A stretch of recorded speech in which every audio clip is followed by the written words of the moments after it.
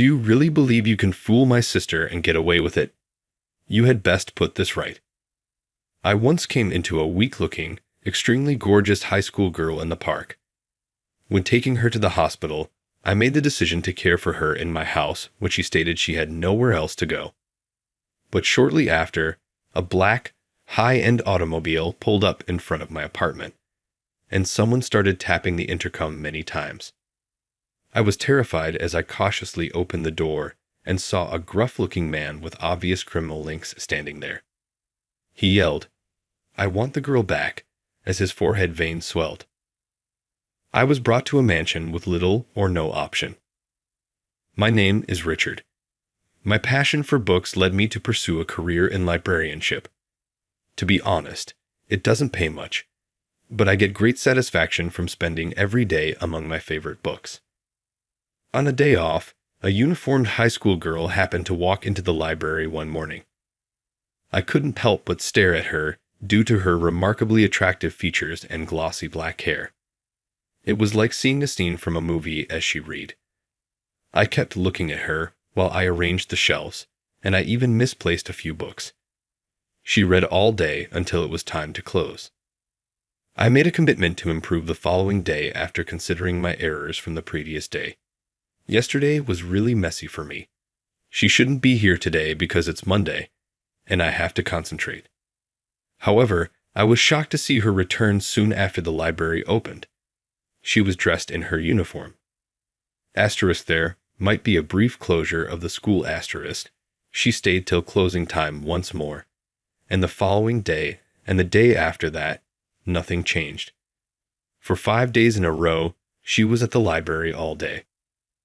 My coworkers were whispering to each other by then. She comes in every day. What is the situation at her school? October is a month without any significant holidays. Her constant attendance at the library gave the impression that she had a purpose for being there. Inquisitive, I made the decision to speak with her. "Hey, you must be a high school student. Are you enrolled in Suitor High School?" With a terrified expression, she got up and hurried out. She was moving too quickly for me to keep up with, so I lost sight of her. She never went back to the library after that day. I couldn't help but worry about her well-being. Since I didn't know her name or how to get in touch with her, there was nothing I could do. All I could do was pray she was okay.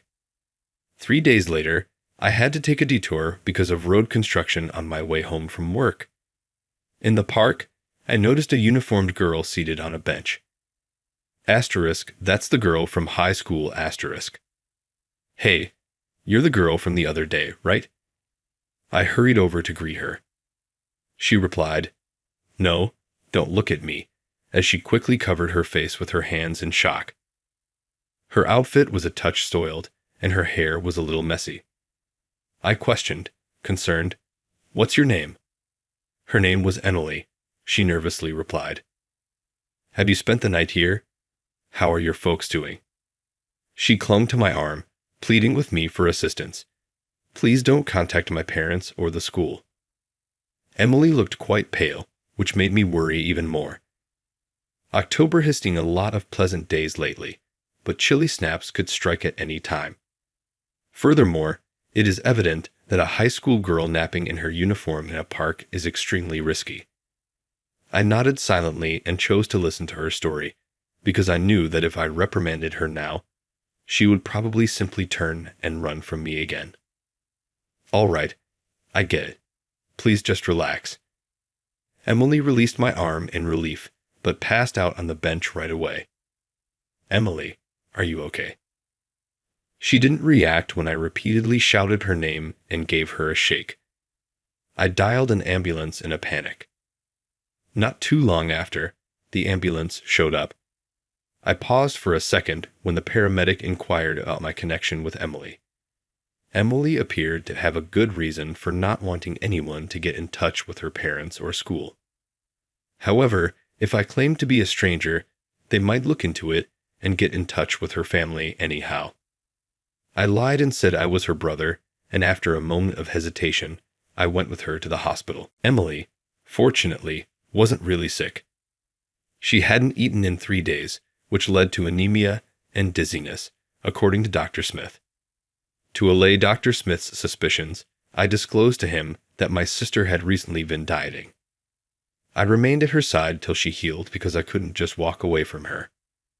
She was feeling much better after receiving IV fluids throughout the night, and she thanked me gratefully. I apologize for the inconvenience. I appreciate you covering the expenses and lying to the hospital staff. I will undoubtedly repay you. What are you going to do now? Don't worry about the money. Will you be spending the night in the park once more? She looked down and remained silent when I inquired out of concern. I let out a long sigh. Is going back to your family still not an option? No. I see. How about spending the time here at my house? What? Oh, it's not like that. I hastily added after realizing how that sounded. You can never again sleep in the park, in my opinion.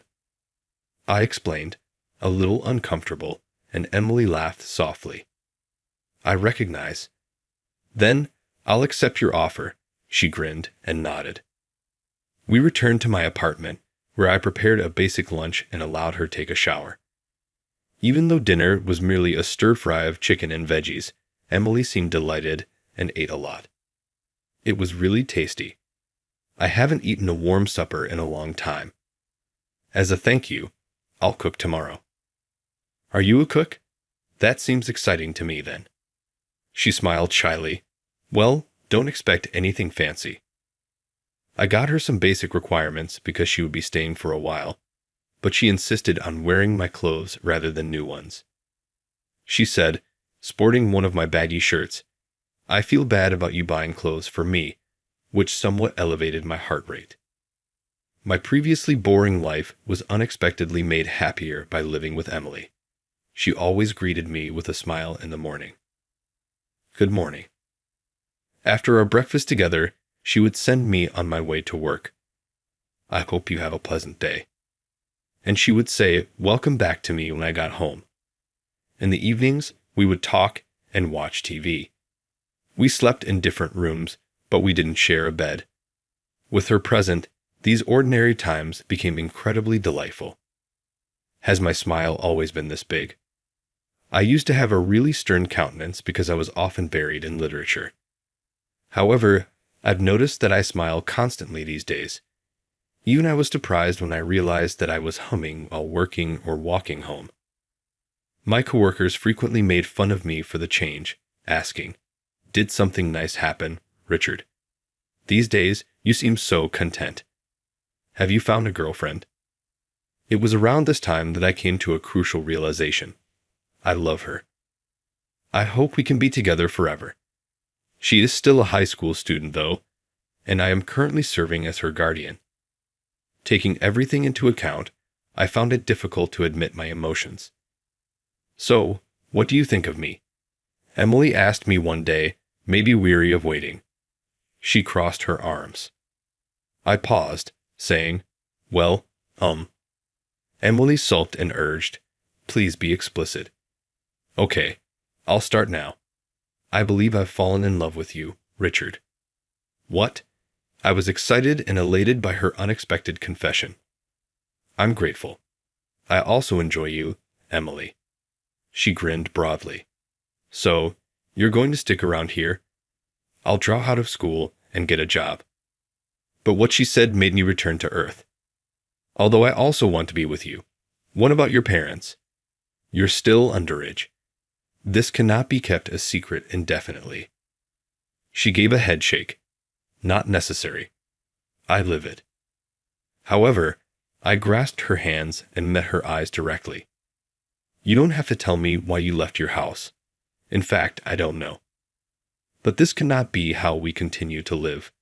People won't understand that a high school student is living with a stranger, for whatever reason. Your parents may be concerned about you.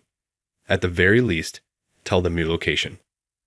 But she yelled, no, with conviction, and stopped me. Certainly not. You'll be hurt if we get in touch with them. I will suffer harm. For a split second, I thought that the fear might subside if something untoward happened. It's all right. I'll make amends with you. Be at ease about me." Emily hesitantly consented to phone her father after much convincing. "I'll come home tomorrow, and I'll bring the person I'm with." I was apprehensive about our future together, but I braced myself when I heard the loud ruckus on the other end of the line. 1 week to the day after I moved Emily in, a black, high-end automobile came up in front of my apartment building, and the intercom beeped loudly. I was terrified when I opened the door and saw a rugged-looking man who started threatening me. "Hey, give us the girl." Emily emerged behind me as I stopped, screaming, "Timothy, why are you in this place?" Timothy's face went white as he saw her in my huge sweater, and he reached for my collar. "How did you harm her? You had better be prepared to accept accountability." It was obvious he misinterpreted our relationship. Emily moved in to stop him in a flash. "Timothy, stop." It was he who gave me assistance. With an intense scowl, she asked, "Anyway, how did you know I was here?" Then Timothy, who a moment before had appeared so sure of himself, fell silent and began to stutter. "Well, it has to be Dad's fault," murmured Emily. "Okay, I'll take care of it." She changed back inside into her uniform and came out again. I carefully asked her, still perplexed, "Is your father?" Emily nodded, clearly understanding what I was asking. "He is, in fact, a gang boss. I didn't want to tell you because of this." I made a weird look and said, "Yeah, I figured." "You'll come with me to apologize, right?" Emily pressed me, nevertheless. I nodded after inhaling deeply. Ever since I had taken her in, I had known that this time would come. After putting on my best suit, I got into the waiting car and drove Emily to her family's house. Her father gave her a warm hug and started to cry as he said hello. "Emily, when you vanished, I was really concerned. I believed you to be abducted." I was taken aback by his surprisingly devoted behavior. Her father turned and gave me a pointed look, seeing my amazement. "My daughter told me you were living with her. You have to have meant to do that with some seriousness, right?" His expressions for his daughter and me were so different that I broke out in cold sweats from fear and anxiety as he pressed closer to me. But Emily's voice came up and her cheeks expanded. "Dad, this is the exact reason I detest you. How many more times will you destroy my relationships?" Later on, I found out that Emily's father would scare away any boys who dared to approach Emily by telling them, "You better be serious about my daughter." Unfazed, her father said gravely, "Of course. I refuse to give my beloved daughter to somebody who isn't prepared to provide her with a lifetime of happiness." Emily, though, was not giving up. "That implies that you cannot simply set up a marriage between me and a stranger. I'm not a means to increase your power." As it transpired, her father was attempting to arrange for her to meet the son of a different gang boss. Her father answered, his face stern, "People from ordinary backgrounds cannot comprehend our world. Did all the boys whom you were close to leave? Being with someone who shares our life is ideal for you." Emily bit her lip as she tried not to cry as she heard those words. I was calmly watching this discussion when I felt a wave of rage. I yelled violently at her father, forgetting the terror I had felt earlier. "Are you even a father? Kids are not possessions." After 3 days in the park, her malnutrition and dehydration almost killed her. How come you're unable to see her seriousness? Sleeping in the park for 3 days. Emily heard her father ask her, "Emily, why didn't you call?" as his face went pale. Emily answered, "I wanted you to see how serious I am," giving him a direct look. "My happiness is what I choose. I refuse to wed the person you selected for me." Her following remarks completely stunned me, even though I was charmed by her bravery. Her words, "I'm going to marry him," were directed at me. "What?" I unintentionally blurted out. Timothy, who had been listening quietly next to us, gave me a fierce scowl and spoke the words, "I knew it." In a hurry, I answered. No, no. I took no action. She is still underage. Timothy's expression, though, did not change. Her father, meantime, remarked, I'm glad to hear that. I want you to cease seeing my daughter, but I'll pay you for having her stay with you for a week. He tried to hand me a bundle of cash that he had taken out of his wallet. I shook my head, though, and said no. I don't need these things, but I can't do nothing now that I'm aware of the circumstances. I can't allow her return to this house if you're going to keep her bound. I'll make her happy, I resolutely said. With teary eyes, Emily turned to face me and murmured, Richard.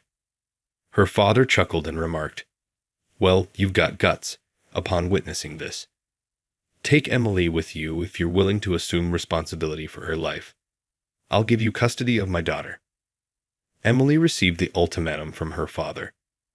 Go ahead and be with him if that's what you truly desire. But we're going to break our family ties. You'll never be permitted to go back. Listening close by, Timothy stepped in with a swift boss. You don't have to go that far. However, her father put an end to him by saying, She'll be happier living a normal life. Emily and I bowed in appreciation. Thank you, but if you could, please come to our wedding.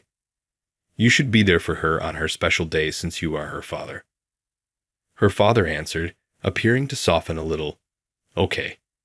Timothy was told to turn the car around. I swear to be her father until I see her in her wedding dress, he said.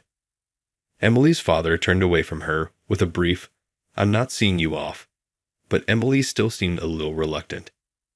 Before going back inside the home, he said, Go now. I briefly saw the sadness in her father's face and felt a slight pang of guilt, but I still got in the car. Timothy issued me a severe warning as he drove us back to the flat. Remember, no touching her before the wedding. Got it? I recognize. I swear. Emily and I made a commitment that she would complete high school, and I remained her guardian until that time. I told my folks about our engagement and introduced her to them around that time. They were taken aback to learn that my fiancée was a high school student and the daughter of a gang leader, but they respected our resolve to stand by and love one another, and they even granted us their blessing. At last, Emily's high school graduation day came. We had a tiny wedding with just immediate relatives at a little chapel on the outskirts of town immediately following the ceremony. Emily's father showed up for the wedding as promised, escorting her down the aisle and giving her to me. This concludes our conversation. Before he left the chapel, he remarked, Take care. He climbed into his black automobile and drove off, despite our hasty pursuit. We lost communication with him after that. Eventually, his old house was cleared. We later found out that he had disbanded the gang he had inherited since the group was disintegrating. He had moved on to pursue a new life somewhere. Sometimes Emily would cry when she thought of her father, but she would also bravely grin and say, We shouldn't get in the way of his decision. I will shortly become a mother. We were expecting a child a few years after we got married. I whispered to Emily as I patted her belly softly, Let's get a detective to find your father after our baby is born. He was an obstinate man, but even he would have wanted to see his grandchild. Emily put her palm over mine and grinned slightly, saying, You really are brave. But I'm glad I chose to be with you. I carried on with my employment as a librarian in the interim. Shortly after our baby was born, I was working at the library as normal when someone I didn't expect to see came in. It was Emily's father, which astounded me. With an earnest attitude, he took a seat and began to read a book. As soon as I saw the book's title, I realized what was going on. Sir, it's you, isn't it? I yelled as I chased after him as he attempted to leave at closing time. Startled, he spun around and attempted to get away. Holding his wrist, I urged, Please don't run away like your daughter did. He gave up and stopped. This concludes my shift. Would you please come see Emily? Our son was born recently. Though emotion flashed in his eyes, he answered, No, I'm too busy. Are you not at liberty? You're not working right now, are you? Pointing to the book he was holding, I remarked. It was a book about job hunting, and it was a weekday. It was evident that he was unemployed at the moment. Then he begged, please keep Emily in the dark. Due to his age and gang history, he had attempted to obtain a new work but had encountered difficulties. He looked hurt and stated, I don't want Emily to know about this pathetic situation. With all due respect, I believe you've improved greatly since last time, I replied. More human, perhaps. Back then, you were extremely menacing. He shot back, what did you say? With anger. However, I grinned and went on. Emily is eager to see you. She'll accept you for who you are right now. He reluctantly consented to accompany me home. Emily seemed truly astonished when we arrived. She hugged her father and started crying right away. Dad, where have you been all this time? As he gave his daughter a hug, her father started crying too. We all moved in together after that. He continued to look for jobs while taking care of his grandchild and helping with cleaning. I practiced interviews with him and assisted him with his resume, but I couldn't help but criticize him all the while. This resume has handwriting that is too sloppy. While writing flawlessly is not required, try to make it readable. It's important that you grin more warmly during the interview rather than eerily. Your voice is too frightening. Try talking more softly. I understood why he had had trouble getting a job. Both his interview style and resume needed work. He finally was hired by a company because of the counsel I gave him. He now spends his days obeying orders from superiors, which is different from before, but he enjoys his work. Working with others brings me such fulfillment, he remarked one evening after finishing his shift. With a kind smile, Emily remarked, I'm happy that you finally turned into a great person, Dad. You can now gladly serve as the grandfather of my child. John, please, just once is enough. When my first love begged me like that, I couldn't turn her down. But I need to be honest, I'm not experienced in this. For my entire 32 years, I've had no experience in love. Who would have thought someone like me would be asked to take on such a big task by the stunningly beautiful Emma? I'm John Miller, a single man turning 32 this year. After graduating from university, I started working for a medical device manufacturer, where I'm still employed. I've always been good with computers and wanted to use those skills at work. Recently, though, I was transferred from an administrative role to sales. My boss said it's good to have experience in different departments, but honestly, I wasn't happy about it. I've never been good at socializing and felt I'd perform better in an administrative role. This job change seems to ignore the principle of putting the right person in the right place. Plus, there's a male coworker named Alex in the same department who always seems to have it out for me, making the environment uncomfortable. John, you're really useless. Your sales performance won't improve if you keep that gloomy face, Alex would say, scoffing at me. He's highly educated, handsome, and consistently a top performer in sales. Sales is simple. Just keep talking and you'll sell. I can't understand why you can't do such a simple thing, he'd laugh. Alex even has a CPA qualification and is truly talented. Everyone agrees he'll likely become a company executive someday. In contrast, I haven't been able to achieve good results in my department, and it's disheartening to see such a big difference between us, even though we're the same age. Feeling more down than I expected, I decided to visit the municipal library on my next day off. It's been a while since I came here. This library was a special place where I used to spend a lot of time when I was in elementary school. The wooden building is old, but it has a deep charm, and it made me reminisce about the past. I made many memories in this municipal library with my first love. In 3rd grade, I was surprised when my hand touched a girl's as I was trying to pick up a book. It seems we were trying to pick up the same book at the same time. The girl was Emma, who had just transferred to my class. So I was even more surprised. Oh, I'm sorry. No. "It's my fault," she said. But I was surprised. "I didn't expect to meet you here, John." "Me neither. I rarely see other classmates in this library." As we were talking, a librarian who was passing by looked at us. If we continued to chat in the library, we might get told off. Thinking this, I decided to invite Emma to go outside. Normally, I wouldn't feel like this, but I wanted to talk more. I was worried she might refuse, but Emma gave me a gentle smile and said sure. So, we sat on a bench outside the library, feeling like this was a bit like a date, and it made my heart pound. But that's a secret. Emma confided in me, honestly, "I don't really want to go to school." "Why?" "Well, I'm overweight, right? I was bullied at my previous school because of that, and even now, I don't have anyone I can call a friend." I sympathized with Emma's story. I'm also not good at communication and don't have many friends. Me too. I honestly find it hard to go to school. This is the first time I've been able to talk honestly with someone like this, so I'm kind of happy. When I said this, Emma replied, "Me too." Looking back now, I think that was the moment when a friendship was born between us.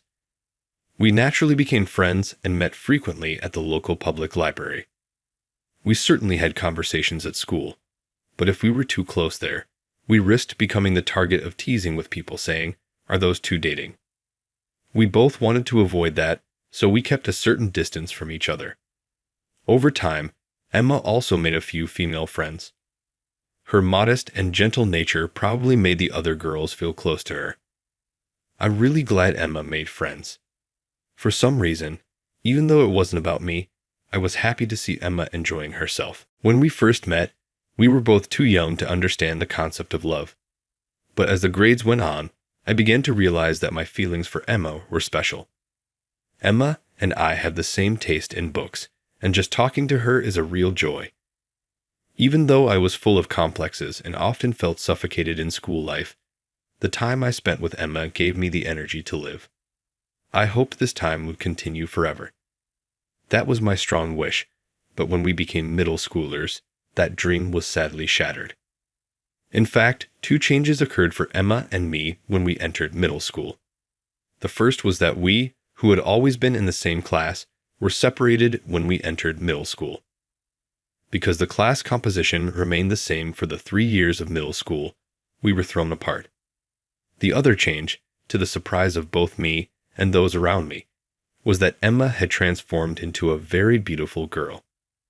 Upon entering middle school, she had been a bit chubby until then, but she became slender all at once. Even the boys who had not noticed her charm before began to make a fuss over her. Isn't Emma just the cutest? She's also top of the class. I really admire her. Watching Emma become the object of everyone's affection, I had mixed feelings.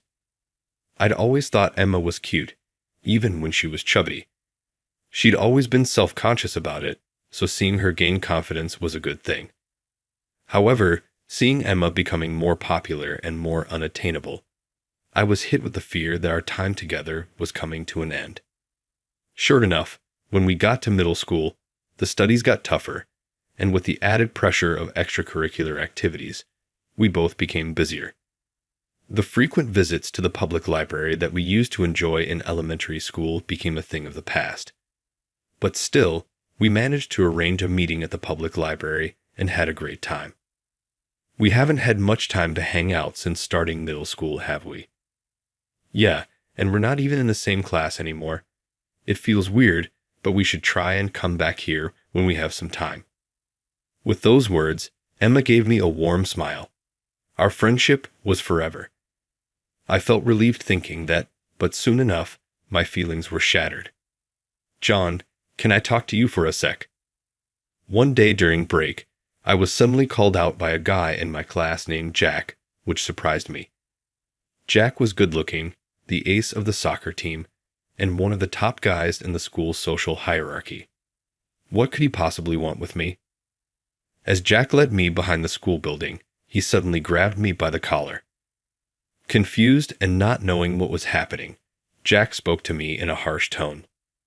You've been hanging around the public library waiting for Emma. Huh. I've got my eye on her, so don't try anything funny. Listening to Jack's words, I was shocked.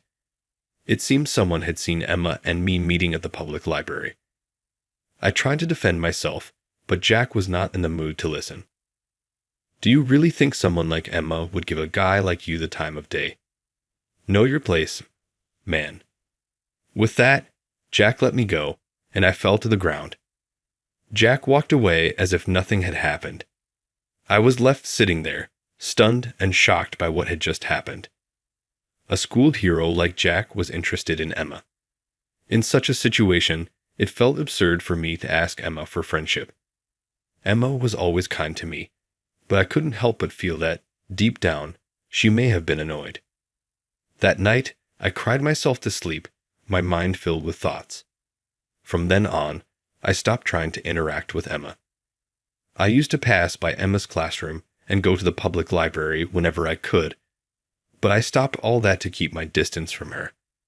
The school was full of students, so naturally, the interaction between Emma and me decreased dramatically. We passed each other in the hallway from time to time, but we stopped greeting each other. Although I felt lonely, I accepted the situation. Emma's father was a practicing doctor, and she was a true lady and the school's princess. There was no way she and I could ever be together. If that's the case, it's better to give up before my feelings of affection become any stronger. And so, my first love quietly came to an end. Since then, I never dated any woman. Heck, I didn't even fall in love with anyone else. I grew older, all the while remaining utterly unacquainted with love. Still, it's undeniable that even now, I can't forget my gentle feelings for Emma. People might laugh at me for still carrying that adolescent crush from middle school, but the feelings I never expressed and kept sealed away never faded in me, even as I became an adult. With these bittersweet memories of Emma, I decided to visit the city library, where an unexpected event occurred. Shockingly, Emma was at the library. Our eyes met, and we froze for a moment. Neither of us ever expected to reunite in such a place. Even though I thought I would never see her again. 17 years since our last meeting, Emma had become even more beautiful. While I was still frozen in surprise, Emma slowly approached and began to speak. You're John, right? Yes, I am. What a surprise meeting here. Me too. Should we change places? Everyone is kind of paying attention to us. Just as Emma said this, other library patrons were staring at us because we looked so surprised. So we decided to talk outside. Somehow, this felt nostalgic. I ended up having tea with Emma at a nearby coffee shop. I never thought I'd be having a one-on-one conversation with Emma. As we were chatting, suddenly, Emma started with a troubled expression. I think I can ask you, John. You see, I'm being forced into marriage. What? I was surprised by Emma's unexpected proposal. You see, I'm currently working as a nurse at my father's clinic, and a supplier who visits there regularly has been making a pass at me. My father, seeing me single and without a boyfriend, is insisting that I should marry the supplier. But I absolutely don't want to.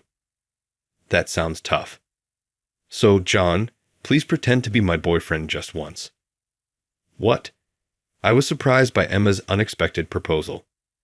Who would have thought I'd be asked to play the role of Emma's boyfriend? When I was trying to reject the man's proposal, I impulsively lied that I had a boyfriend. But he's so insistent and wants to meet the boyfriend. Even my father is telling me to introduce him. I'm really in trouble. But John, please, just once. Looking into her moist eyes, I couldn't refuse my first love's request. I get it, but I don't have much experience with this, so I might not be good at it. Thank you. If you were sitting next to me, it's fine. I'll do all the explaining to him. And so, I ended up agreeing to play the role of Emma's boyfriend. The following Sunday, the venue was the lounge of a hotel where the man who proposed to Emma was supposed to come. As I was ironing my shirt to wear to the lounge, I had mixed feelings. I was happy to reunite with Emma and happy that she relied on me. But I wondered why such a beauty like her was single and not dating anyone. If Emma were as beautiful as she is, she should have many other male friends. So why did she choose me? I spent the day with these questions in my heart, but there was another twist waiting for me. Surprisingly, the person who showed up at the lounge with Emma was my colleague, Alex. Why is John here? Even Alex looked surprised and turned to me. Can it be that you two know each other? Know each other? This guy's my colleague. Saying so, Alex glared at me. Even as we faced each other in the lounge, Alex didn't bother to hide his irritation and was quite dismissive. Why did you, Emma, end up dating John? Actually, we're old childhood friends. That's how we naturally started dating. That's suspicious. I work with John, but I never saw any signs of him having a girlfriend. Alex said, looking at us suspiciously. Emma made up a story, but it seemed like Alex saw right through it. Could it be, Emma, you wanted to turn down my proposal, so you asked John for help? No, that's not true. But you two, despite supposedly being lovers, are distant. No matter how I look at it, you don't match. Upon hearing Alex's words, old memories flashed back. During middle school, the words showered by Jack echoed in my mind. Emma is a lady, very beautiful, but John is a complete loser. No matter how I see it, there is no way Emma could love John.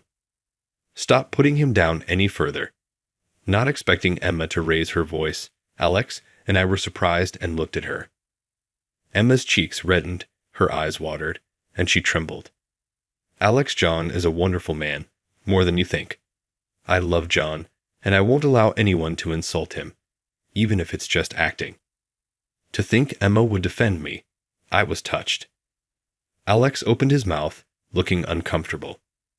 Got it, Emma. I'll give up on you. You two enjoy yourselves.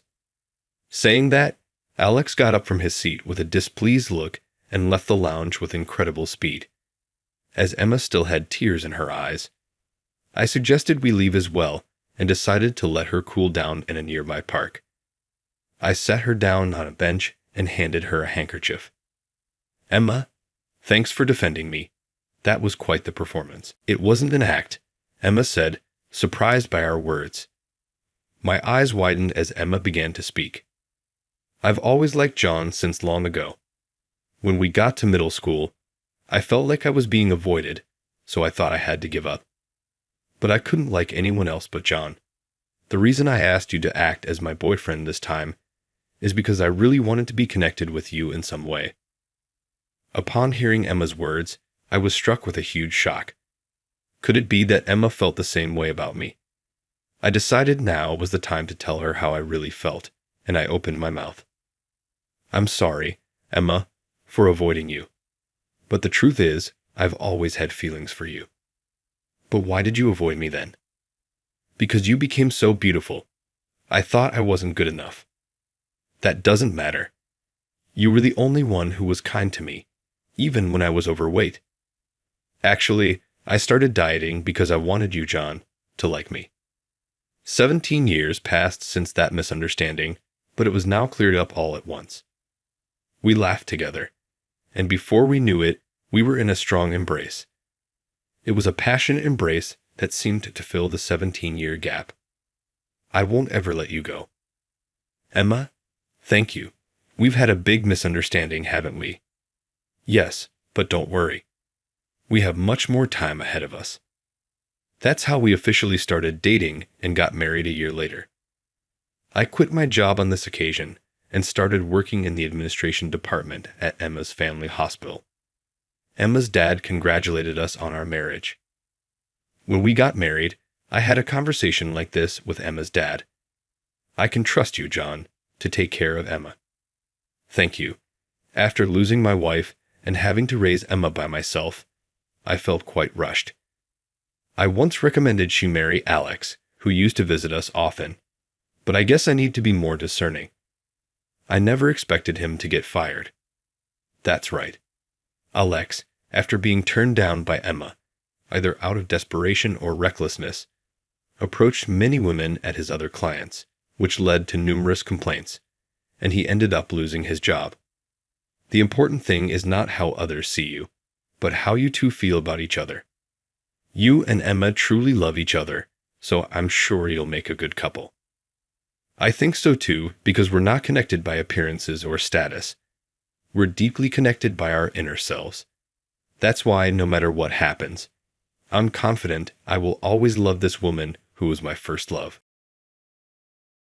Middle school grads are not taken seriously because of this. In any case, the work of people like you is useless. Gerald, the president, took advantage of his advanced education to make fun of me for barely completing middle school, despite the fact that I oversee all of the systems that this business depends on. That information could not have mattered more to him. "You're fired, middle school graduate," he eventually replied, raising his voice.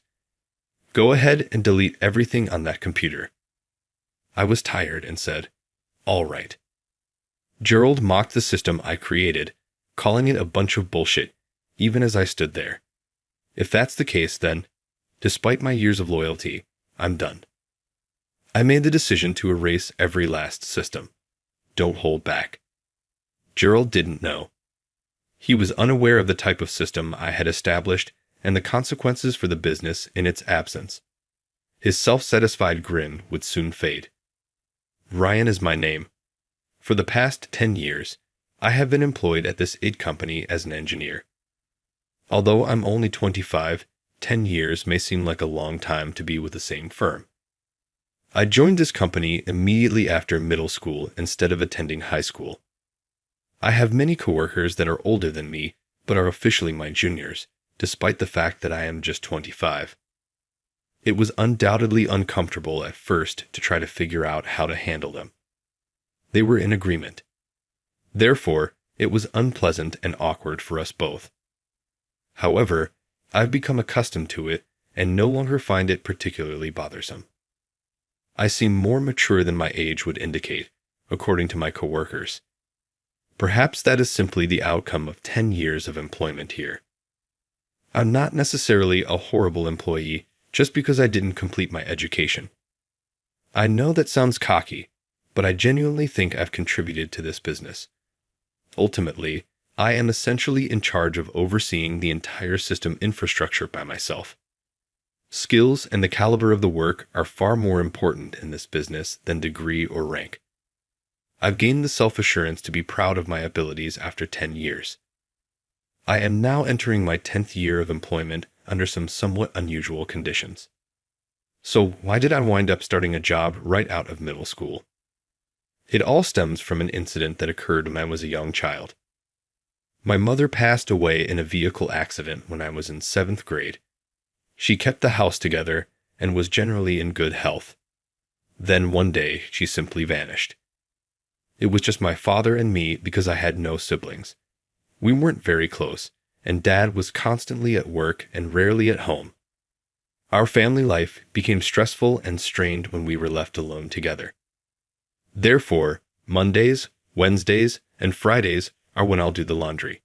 Tuesdays, Thursdays, and Saturdays are your days off. Are you okay with us each doing our own dishes and cleaning? My mom had always taken care of everything, so neither of us had ever done any housekeeping before. As a result, we divided up the tasks as evenly as possible. However, it turns out that until we actually attempt housework, we have no idea how difficult it is. It wasn't simple at all. Our clothes were always wrinkled, and the house kept getting messier even when we thought we were cleaning. Since neither of us could cook, we had to rely on takeout and food from the convenience shop. Months passed during that time, yet my connection with my father remained uneasy. We rarely spoke, even when we were both at home at the same time. We just experienced this uneasy tension. Living like that every day, it was only natural that my mood kept sinking lower and lower. Eventually, I started dreading being at home, craving excitement, distraction, and crowds. I started staying out late, running around with the wrong crowd, late nights hanging around convenience stores, and messing around at karaoke bars. It wasn't exactly fun, but it was enough to distract me. That's when I met someone. His name was Ralph, and he became a close friend. Ralph was 2 years older than me, and he was the kind of guy who looked out for others. He always checked in on me when I seemed bored or down, and he'd tell me right away if something interesting came up. He often invited me out for food or just to hang out. And like me, Ralph had lost his mother when he was young. We had that in common, and it made us click right away. For someone like me, who never felt at ease at home, spending time with Ralph meant I could finally be myself. But then something happened. Ralph got seriously injured in a fight with some delinquents. I'd started hanging out with rougher people and getting into more fights, but I was never actually good at fighting. All I could do was puff myself up and try to look intimidating. That night was no different. I was there, but I was barely able to defend myself. There was no way I could fight my way over to help Ralph, who was being attacked by several guys. We were outmatched in numbers, age, and size. We got completely beaten down. After they were done, the other guys just walked off like nothing happened. I dragged my aching body over to Ralph, who was slumped on the ground. I checked on him. The injuries were worse than I thought. I called an ambulance right away. Ralph was rushed to the hospital. My injuries were relatively minor, so after they patched me up, I stayed with him as his companion. Ralph's condition was bad. He wasn't just injured, he was unconscious. That's when a man came rushing in. He looked pale and deeply worried.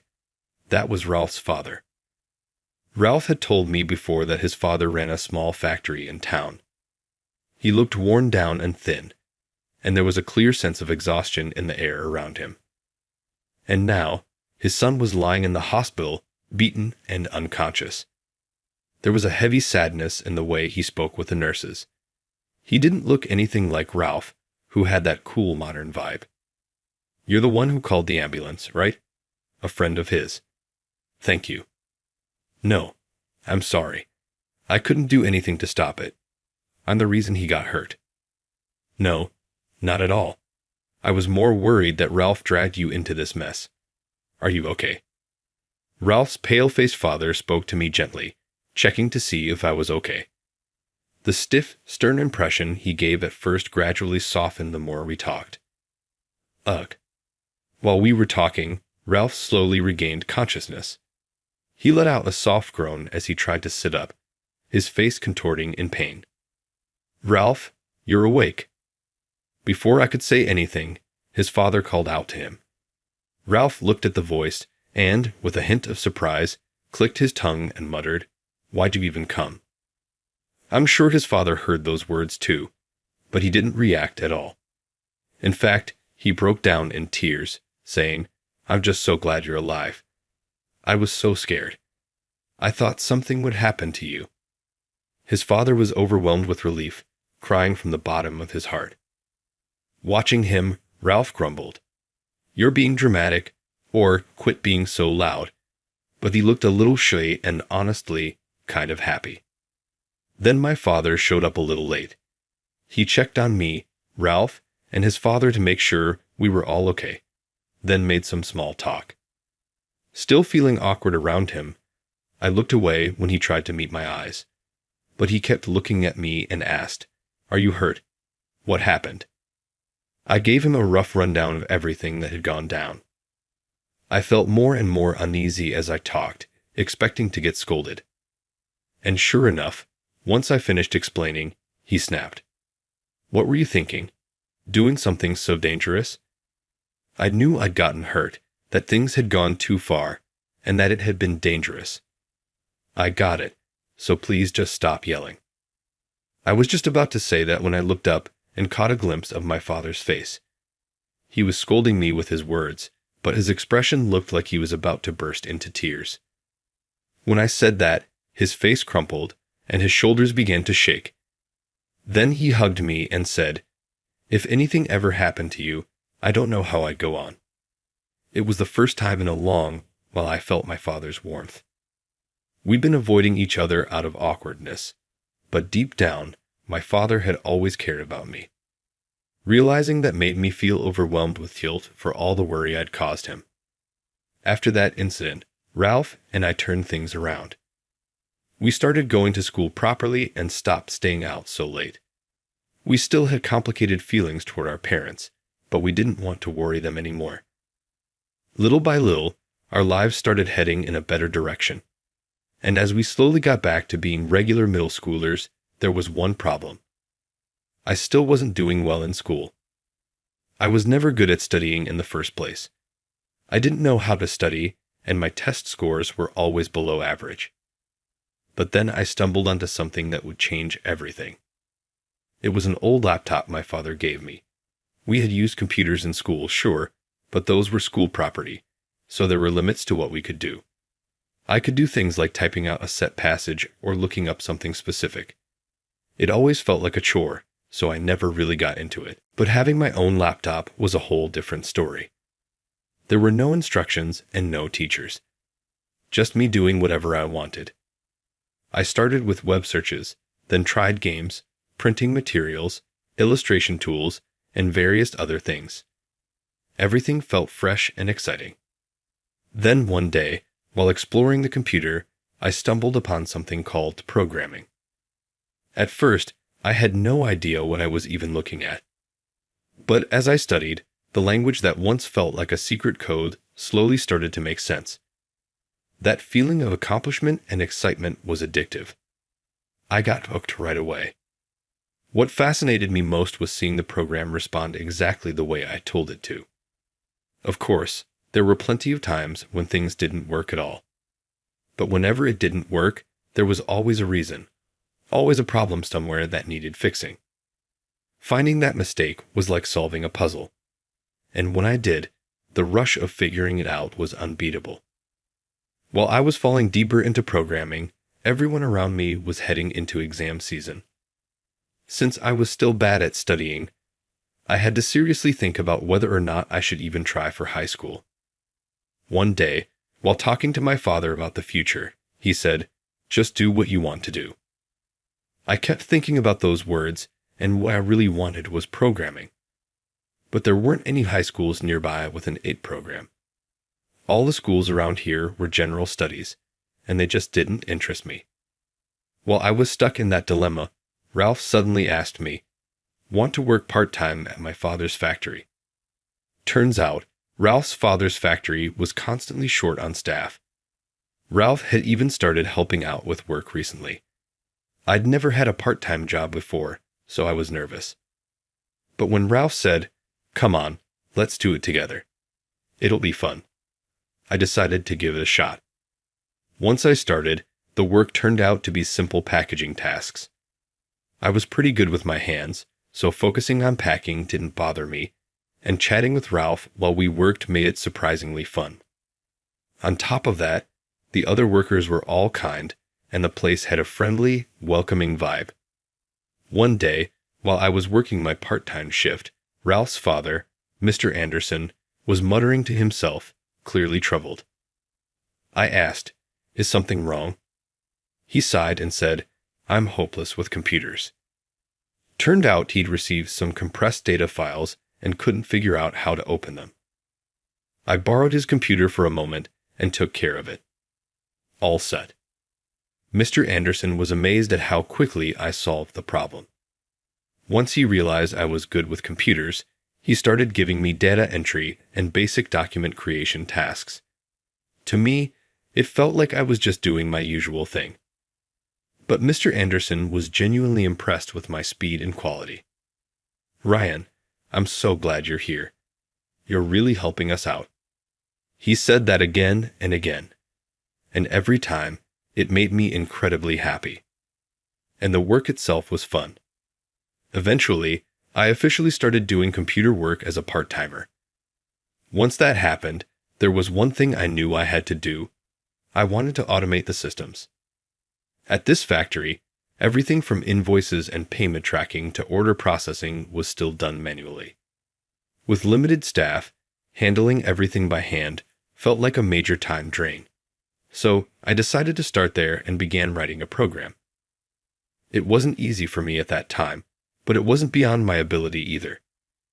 Through trial and error, I eventually succeeded in building a system. Excited, I showed it to Mr. Anderson. I expected him to be pleased, but his reaction went far beyond what I imagined. His eyes lit up as he said, "This is incredible." It was the first time in my life I truly felt that something I made was helping someone else.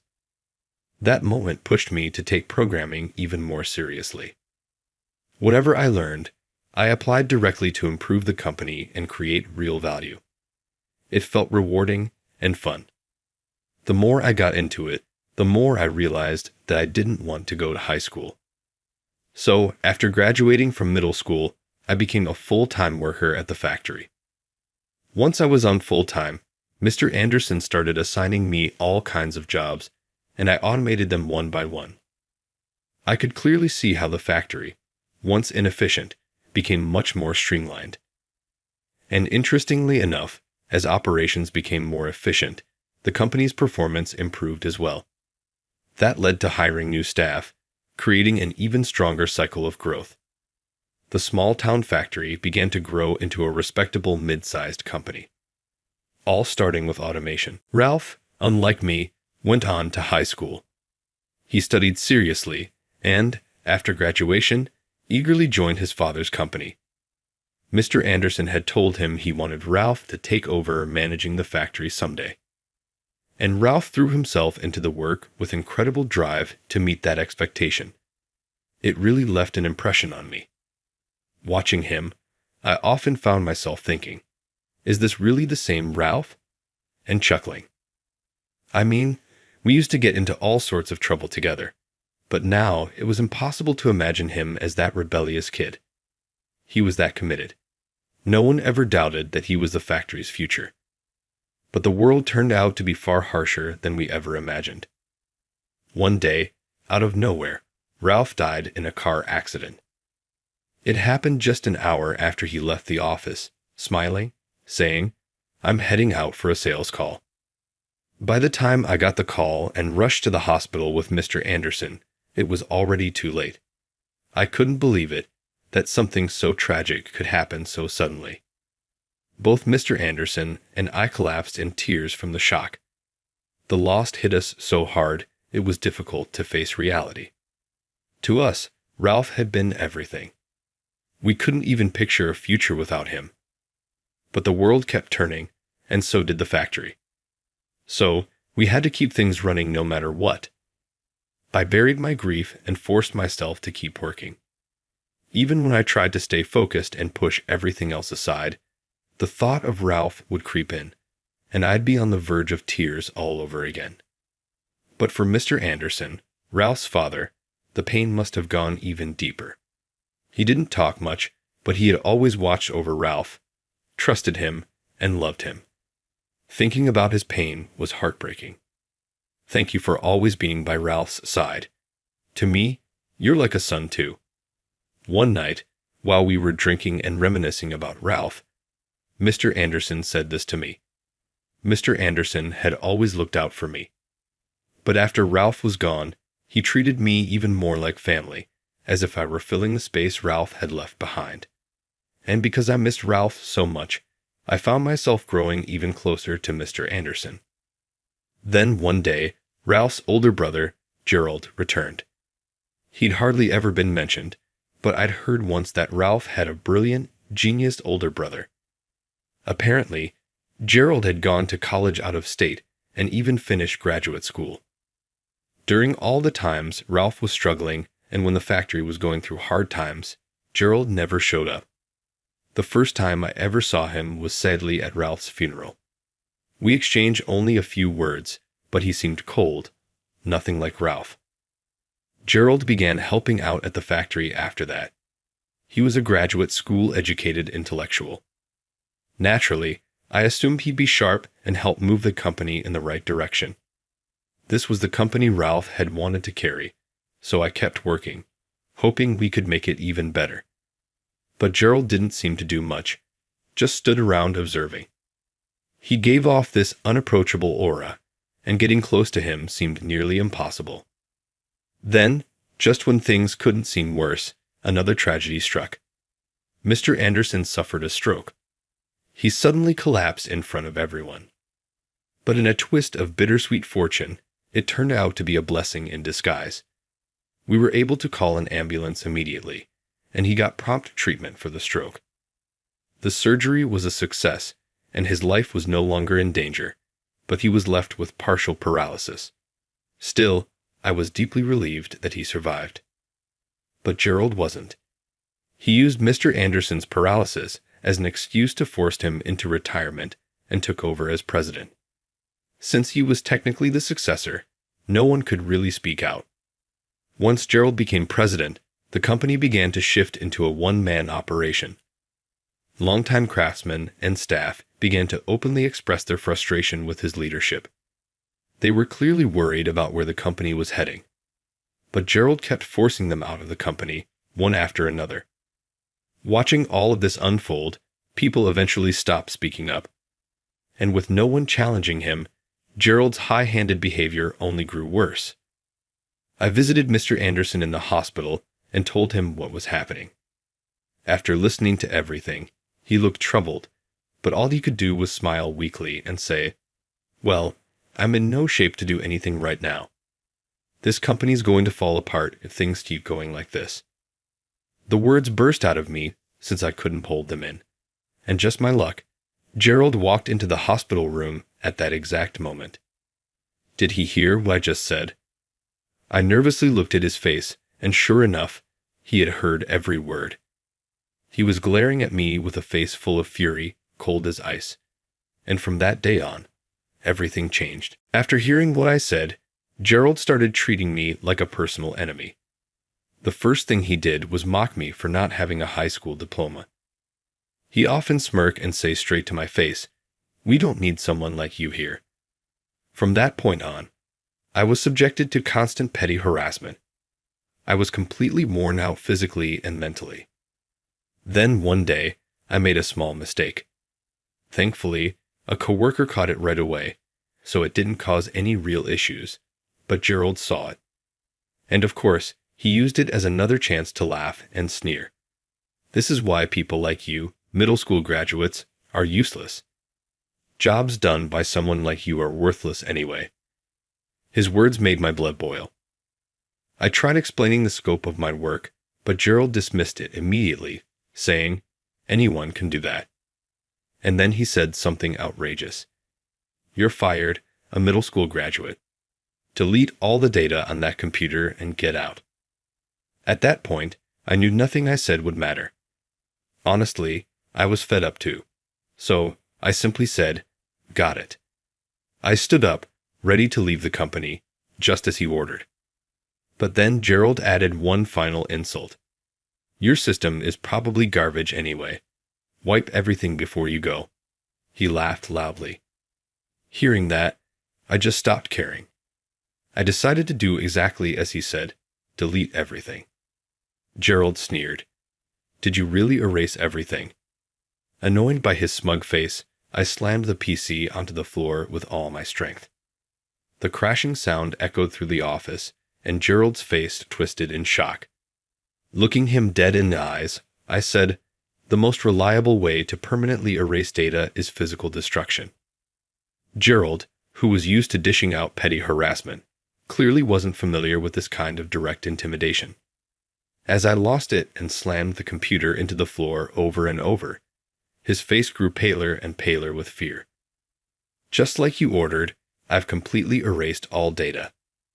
While I said that with a calm, refreshed expression, Gerald looked completely drained of color. He stood there frozen, staring at me in fear, unable to say a word. A few days later, I was absent-mindedly flipping through a job magazine. What should I do next? I still want to work with programming, I thought. Just as I was lost in those thoughts, my phone suddenly rang. The caller was Gerald. What could he possibly want now? I was a little curious, so I decided to pick up. The very first thing I heard after picking up was Gerald shouting, "Get to the office right now." Of course, I had no intention of going. I said, "I already quit, so no way," and hung up immediately. Calling someone who's already left the company was insane. And to start off with yelling, no chance I'd ever go back. Gerald kept calling me over and over. It was annoying and exhausting, so I decided to just turn off my phone. Even so, I still made visits to see Mr. Anderson. I hated the company now, but Mr. Anderson was a different story. He was like a second father to me, and I wanted to see him and talk to him regularly. That day was my first visit since quitting the company. "How are you feeling?" When I said that, Mr. Anderson let out a hearty laugh. Still chuckling, he ruffled my hair and said, "It's you more than me. You really made a scene, His expression didn't show anger or sadness, just a strange sense of clarity. Then he began telling me how things were going at the company. He said that after I deleted the system, the order and inventory system wouldn't start up, and it caused a massive disruption in operations. The phone lines were practically exploding from all the supplier calls. They couldn't process incoming orders or order materials, so the factory had essentially come to a halt. Things had gotten so bad that even the employees who had been staying quiet finally started speaking up. On top of that, suppliers were furious, and Gerald was now in serious trouble. "I see. So that's how things are." The situation was more serious than I expected, and my voice naturally dropped. But Mr. Anderson just smiled lightly and said, "Yeah, who knows how this will play out." Then, after sharing the current state of things, he let out a sigh and said, "Gerald was always smart. Yeah, I mean, look at his education. It's impressive." There was no denying the truth of that. I listened to Mr. Anderson's story, nodding in agreement. He's always been praised by everyone around him. I think Ralph acted out because he felt like he couldn't measure up. That made sense. Even though I was an only child, I could understand how that would create pressure. No wonder Ralph never really talked about his brother. Mr. Anderson spoke while staring off into the distance. He talked about how Ralph, after turning his life around, earned trust by helping at the factory, how that made Gerald anxious, how Gerald never planned to take over the business in the first place. But when the company started doing well, he suddenly changed his mind. Mr. Anderson spoke with raw honesty, his face full of frustration with his son. After Ralph died, Gerald said he'd take over the company. I told him again and again that this wasn't something he could just jump into on a whim, but he wouldn't listen. He said, "If a guy like you with no education could be president, then I definitely can." He really thought he had it all figured out. He laughed again, that same resigned smile. As I listened silently, Mr. Anderson continued, "But deep down, I always knew it would end up like this. Honestly, I think this is a good thing for Gerald. The company may have taken a big hit, but maybe this was the wake-up call he needed." Then he looked at me again and said, "I'm sorry about my son. I'm sure he said some terrible things to you. Truly, I'm sorry." Seeing him bow his head like that, I felt my anger toward Gerald starting to fade.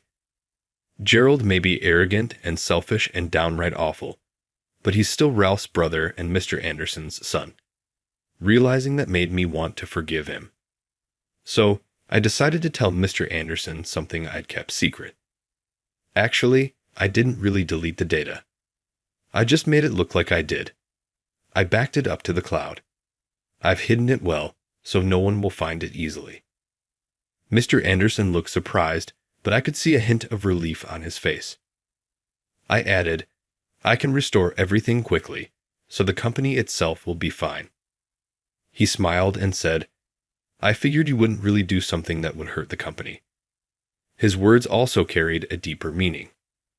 "Could you help my foolish son?" Because to Mr. Anderson, Ralph and Gerald were both his precious sons. Thinking that, my heart softened. And before I knew it, the words slipped out.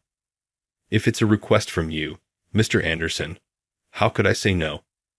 And just like that, I made up my mind to head back to the company. The moment I arrived at the company, I saw Gerald sitting in front of a new computer, his head in his hands. He must have sensed me watching because he looked up and spotted me. He stood up as if he wanted to say something, but then slumped down again, unable to face me.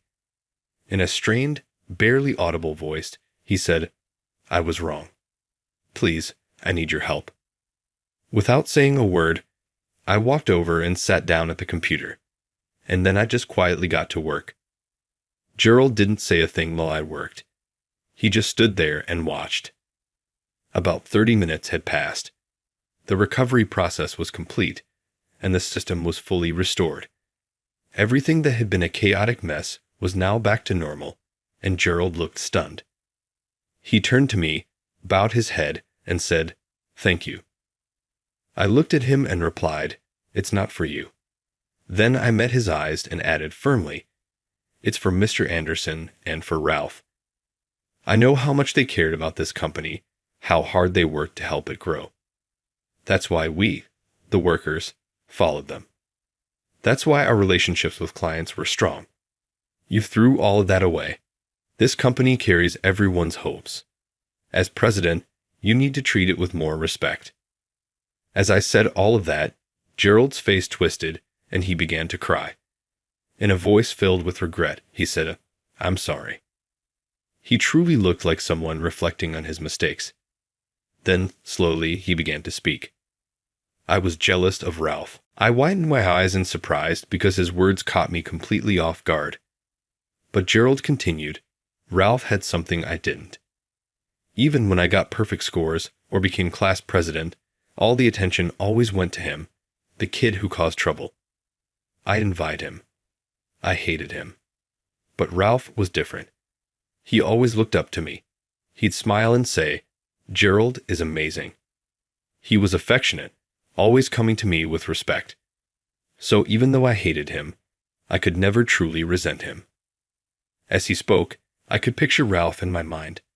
The Ralph he described sounded exactly like the kind and warm friend I remembered.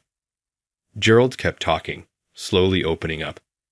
He told me how deeply Ralph's death had affected him. How he tried to take Ralph's place. How becoming president was his way of honoring Ralph.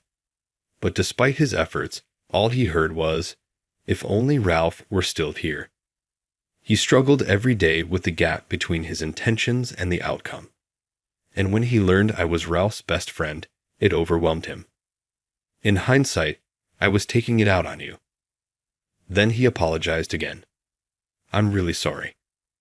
As I looked at him, I felt like I was seeing Ralph.